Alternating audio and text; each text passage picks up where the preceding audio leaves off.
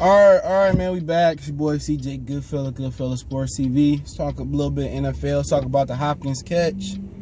Also, going to talk a little bit about Lamar Jackson, but let's get to Russell Wilson. A lot of people saying, oh, Russell's not the MVP anymore, and what you got to understand is, you know, he still might be the MVP. You know what I'm saying? You know, people make MVP synonymous with numbers, but let's talk about it. Hit that subscribe button, bell icon button, share the video, check out the NFL playlist. We will be doing NBA mock draft on Goodfella Sports TV 2.0. I can't go live on this channel right now, so we'll be doing it later on tonight. But when you look at Russell Wilson, he is the most valuable player. You take him away from that team, they line suck, they defense suck, especially their pass defense.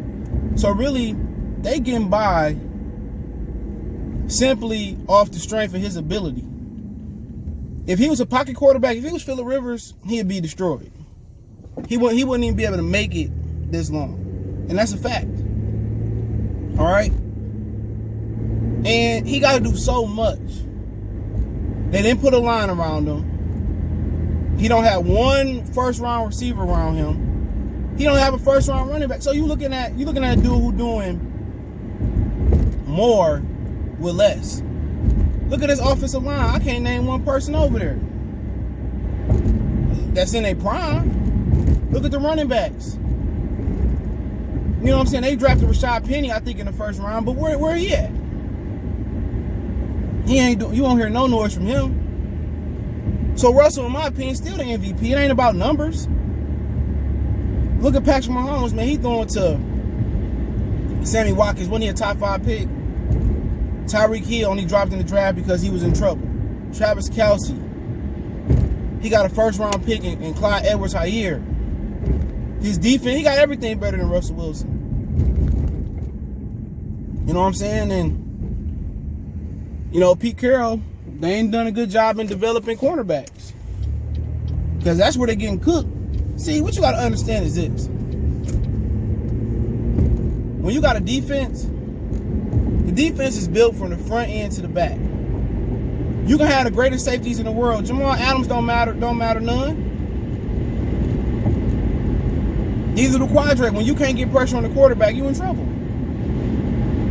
They can't get pressure on the quarterback. Simple.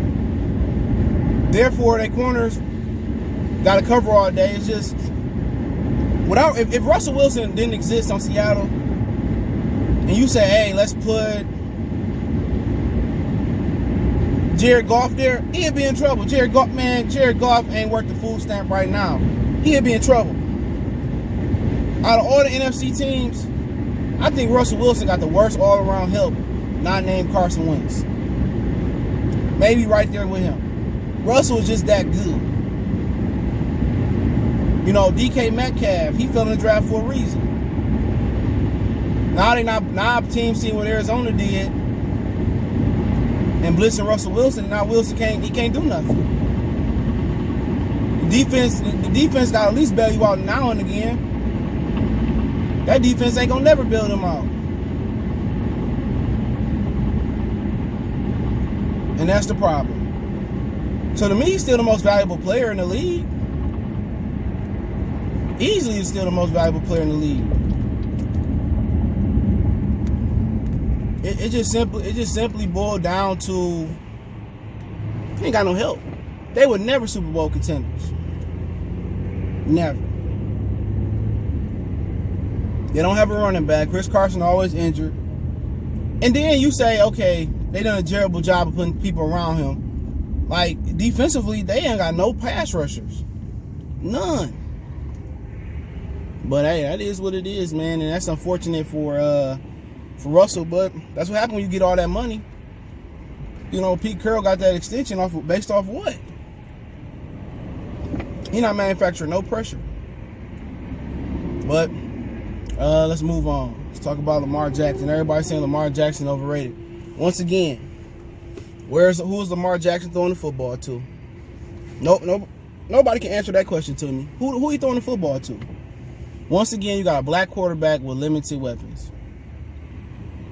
Who he throwing the ball to? Mark Andrews? Hollywood Brown is probably a slot receiver at best right now. Come on, who he throwing the ball to? Willie Snead? He was like New Orleans Saints 4th-string receiver. See, everybody want to say Lamar Jackson. Like, who is he throwing to?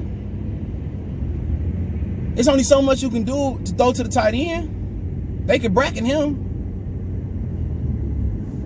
You know, and that's why you got to respect Tom Brady for those years with New England. He was throwing to Troy Brown, who was playing defense and offense, David Givens, Deion Branch, and none of them ever did nothing else in their career outside of with Tom Brady. But he had a great defense behind him. Really good defense. Lamar defense ain't that good. We seen that in the Kansas City game. Last night, they couldn't stop Cam. Not enough. But people gonna get mad, gonna tear on Lamar Jackson, but it ain't him. Like, give me some help, bro. He another dude. They ain't gave him no help. You know what I'm saying? Running backs, they going through a rotation. And that's why Flacco kind of diminished there, because wasn't no help. He ain't got one number 1 receiver. He ain't got a number 2 receiver. Snead and Hollywood are 3 and a 4. They slots. You know, look all the help, you know, Kurt Warner had. Isaac Bruce, Marshall Faulk, Torrey Holt, Ricky Probe, Isaac King. You know, you can look at the help that Joe Montana had. Jerry Rice, Roger Craig. I don't know why it's so taboo in the league to give a black quarterback some help. Look at Patrick Mahomes. That's damn near the very same roster that Alex Smith had and kept losing in the playoffs. Patrick Mahomes went there and turned them into a Super Bowl contender instantly. Instantly. McNabb, another black quarterback who never had no help until T.O. got there. Michael Vick, another black quarterback in his prime, ain't had no help. Come on, you can count on your fingers how many black quarterbacks had as much help as some of these other quarterbacks. So don't talk about Lamar hype and Lamar bum, Lamar this. I ain't trying to hear that. I'm not trying to hear that. Tell me where Lamar got some help at. Tom got all them weapons. You put Lamar Jackson in Buffalo. You put Lamar in Buffalo and let me know what happened. You're going to be mad.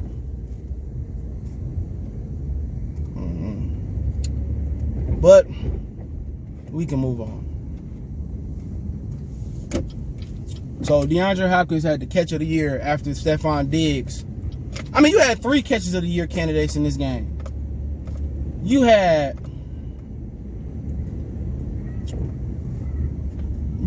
Cole Beasley with a hell of a catch, I think, on the game-winning drive. That was a hell of a catch by Cole Beasley.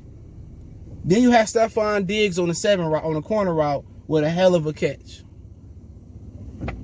So right then and there, you had two receivers on the same team, and Buffalo made a hell of a catch.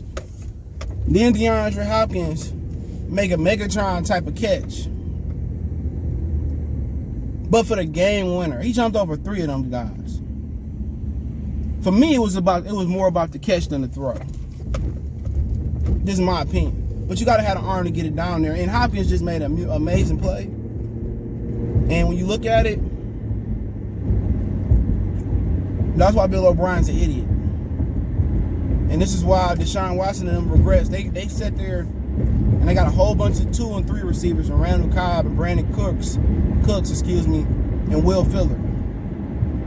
You know, but you need that guy that can run the complete route tree and that you got to account for. You know, you need that guy. And that guy for them was DeAndre Hopkins. Phenomenal talent. Phenomenal route runner. He can go deep. He can go over the middle. And that's what makes him a bad boy. This is why you pay him the money. And that by far was probably the best catch game I've seen all day. All year. You had 3 catches of the year candidates. That Cole Beasley catch was amazing. Phenomenal. Phenomenal catch. Phenomenal. But I mean, it is what it is. But Buffalo, hella bad luck. Hella bad luck for Buffalo. That was a game in which they were supposed to win that. That was Buffalo's game. That was Buffalo's game to win, to lose. And when you talk about winning and losing for Buffalo, it came down to Josh Allen. That team, their defense needed a little bit more help. But Buffalo is a team that's going to go as far as Allen take them. And he legitimately lost that game with his turnovers yesterday. He legit could have threw like 7 interceptions yesterday. Patrick Peterson dropped 2, caught 1. They got the receivers, you know, they can use some improvement in the backfield. Zach Moss looking like he's starting to come alive, but to be honest, man, that team probably got to look at probably getting a quarterback. Maybe if you get a quarterback that can push Josh Allen a little bit, then maybe they can do. That was a great game. That was the best game I've seen yesterday. That was the best. A lot of games had wind and rain issues, but that's why you play the game in the dome. You got to worry about that. And it was a great matchup. Kyler Murray made a hell of a comeback, hell of a throw. But Allen lost that game for them. The defense had been making stops all day when Allen threw them picks. The one time that they needed to make a stop, they couldn't make a stop, but it was Allen's fault, in my opinion. But hey, let me know what you guys think. Don't forget me on Facebook, Instagram, Twitter. You can reach out anytime you got business question, inquiry, response, video requests. All my social media links in the description. Check out me on Sportscastr for all our sports streams. The links in the description. It's a new, basically, YouTube type platform for sports. They got sports scoreboards and the whole 9. Check them out. The links in the description. Want to make a donation to the channel? Cash App CJ Good 313. PayPal link in the description. That's what to donate. Share the video. Check me out on Goodfellas Sports TV 2.0. That's where we're gonna do our live streams and mock drafts and stuff of that nature tonight. So it's 2.0. Same channel name, just 2.0. Appreciate the love, support. One time for the one time we go.